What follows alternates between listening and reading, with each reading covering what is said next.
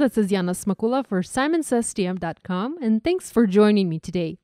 Welcome to another episode from my bi-monthly Yippee For Yana video series. In today's episode, I am making a bunch of spring cards featuring this adorable bunny from the new Showers and Flowers stamp set from Simon. Oftentimes, when I want to make several identical cards, I usually make one, and then if I'm happy with it, I make the rest, however many cards I need. And this is exactly the case with the card idea or the card design that I'm sharing today.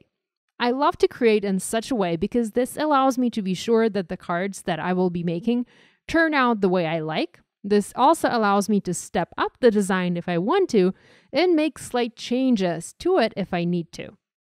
So when I started working on these cards, I already had one card done. It was sitting on my desk but off camera.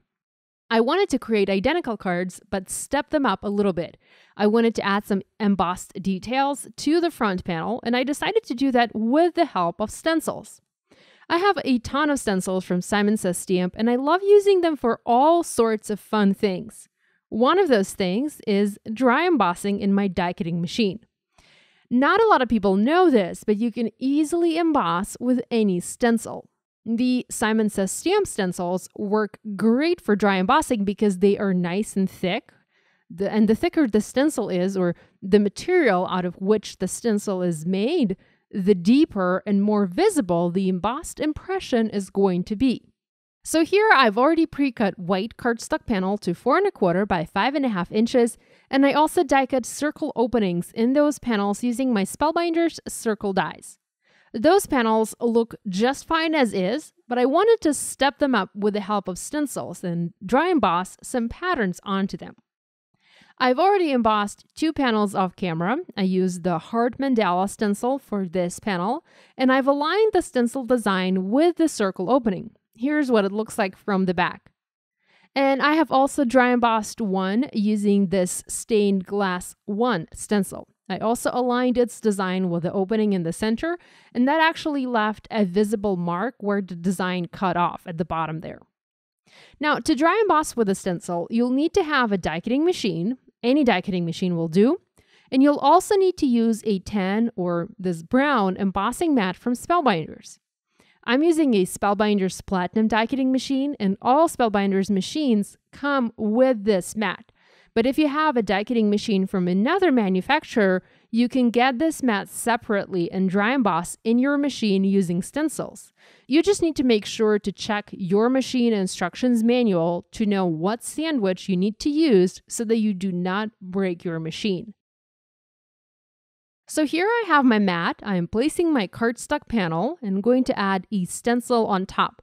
I'm using the Christmas Star stencil, and I've aligned it with the die cut circle opening in my panel. I'm going to cover this with another plate and send through my machine to dry emboss. And it's super easy to do. And here you have a beautiful design embossed on your paper. Now you can do this technique with other stencils. Here I have a medium dot stencil, and I'm going to repeat the same thing here. And I have another fun embossed panel for my card.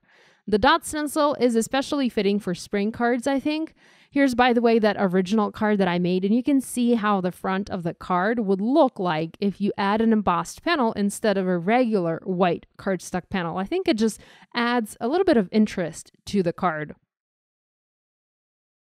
I also used another stencil from Simon, large dots, and did the same thing. And later dry embossed one more panel using diagonal stripe stencil. But I had some leftover spray adhesive on that stencil, so that didn't really work as the stencil ended up sticking onto my paper. So just remember to clean up any adhesive from your stencil or any ink if you want to dry emboss with the stencil and have a nice looking background. I'm really looking forward to dry embossing some more panels with my stencils. This diagonal stripe one in particular is the one that I really liked. I like that a simple linear look. So it's very clean and very simple. So I'm looking forward to cleaning this stencil nicely and using it again in the future. One more thing I wanted to mention, if you want your panel to have a die cut opening and embossing, you need to do your die cutting first and embossing later. If you dry emboss first and later die cut, you'll end up flattening the embossed design quite a bit. It will still be visible on the paper, it just won't be visible as much.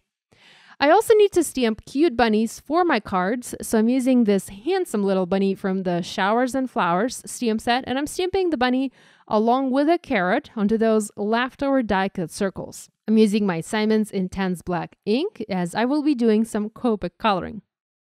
I'm going to do some simple coloring today, and I'm going with warm gray colors to color the bunny. I'm first starting with a W5 marker to map out the darkest areas of my image, so anywhere where the shadows are going to fall, and I'm coloring those images with a W5 marker. I'm also coloring the bunny's nose using this same color. Next, I'm using my medium W3 color and extending the shadows further, but I'm also softening them and also adding this color to the other areas of the bunny that will be darker. For the most part, I want this bunny to be white and just have warm gray shadow areas. Finally, I'm using my lightest W1 marker and extending the shadows even further and also adding uneven lines onto the bunny to mimic the fur. Using YR00 marker to color the inside of the bunny's ear, and that's it. Not doing anything else to color him. For my carrot, I'm going with a YR04 and YR07, as well as the YG03 and YG17 colors. I'm going to use my scissors to cut this image out, and somebody asked me recently on Instagram if this image is hard to cut out, and the answer is it is not. What makes it easier to cut any image out is a good pair of scissors. I like using these scissors from Tonic to fussy cut images out, and it also matters on what paper you do your stamping and coloring. I like to stamp on the 80-pound cardstock if I know I'll be cutting the image out later using scissors, as the thinner paper makes it easier to cut it and make smooth cuts.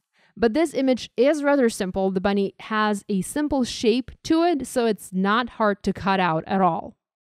I also needed to create a background for my bunny, so I grabbed this tiny dots and hearts cling background stamp and my stamp platform, and I'm going to heat emboss this in white embossing powder onto Simon's Sea Glass cardstock. I also wanted to share a trick with you that I've been using lately. Now, if my paper is smaller than my stamp, like here, the paper is 4 1/4 by 5 1/2 and the stamp is nearly 6 inches, I sometimes tape my paper onto the stamp platform with removable adhesive. I know you can position it in the corner and you won't have to hold it down with the magnets, but sometimes these 6x6 background stamps, the design doesn't go all the way to the edge of the stamp and you get a bit of a gap. So it helps to tape the paper in place so that if you decide to double stamp the image, the paper would stay in the same place and it will not move when you open your stamp platform to make the second impression. Now, it is not the case for this particular image, as I did place my paper in the corner, and it didn't matter if the design stamped all the way to the edge or not, because I only needed the design to be in that circle opening, but I just like to be double sure, and this is why I taped it in place. You don't have to do this. Heck, you don't even have to use the stamp platform. You could just ink up the stamp and place the paper on top of it, but I like things to be as good as possible. So this is why I did things the way I did. I added white embossing powder from Hero Arts and heat set my panel.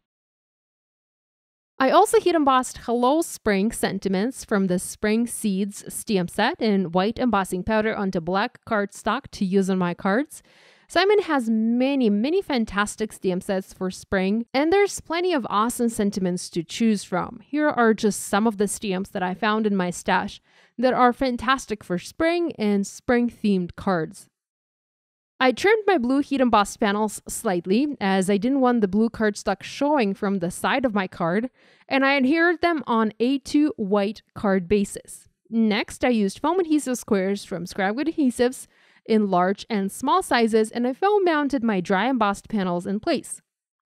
I used the same foam squares to adhere the bunnies, and I also used a double layer of adhesive on the bunny's ear to raise it up a little bit more on the card. I foam mounted the carrot onto the bunny and also foam mounted the sentiment strip. Now for the tail on my bunny, I used a little pom-pom that came with a March 2018 card kit from Simon. This kit is sold out, but you can still get those pom-poms separately. They are from Dries and they come in different sizes too. These pom-poms that I'm using today are 1/2 inch size.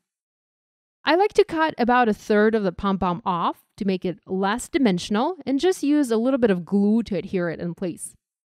Before I finish this video, I wanted to show you a way to fix your cards because at some point in our card making, we all have to do this. So here I actually did go ahead and adhered that diagonal stripe embossed panel onto a card as I was kind of hoping to use it, but later decided that it didn't really look good. So I was trying to remove it and save the panel and the card base. The foam adhesive was pretty strong and I was having a very hard time removing it without ripping the paper. So I remembered that I had undo sticker remover, and so I used that to safely remove the paper from the card. You just need a drop of it for each foam square that you adhered, and a little bit goes a long way here. It works really well and removes adhesive no problem. And it also dries clear and it doesn't leave any residue or marks on your paper. So I ended up successfully removing the panel and I felt mounted another of my dry embossed panels in place and was able to save this card. I used new jewel embellishments from Pretty Pink Posh to embellish these projects, and I used them in the color aquamarine, and I just added some here and there to dress these cards up. So here is a closer look at these 4 spring bunny cards that I created today. The first one is the one I made beforehand without any embossing, and it uses another sentiment. This one reads, "Hey there, hop stuff." And the other cards have a hello spring sentiment and dry embossing added to the white panels. So this finishes my cards and video. I hope you will give this idea a try. If you do, we would love it if you could share your project and tag us on social media. We always love to see what you make. Be sure to give this video a thumbs up and to subscribe to this channel if you haven't yet done so. Thanks so much for joining me today. I will see you next time. Bye!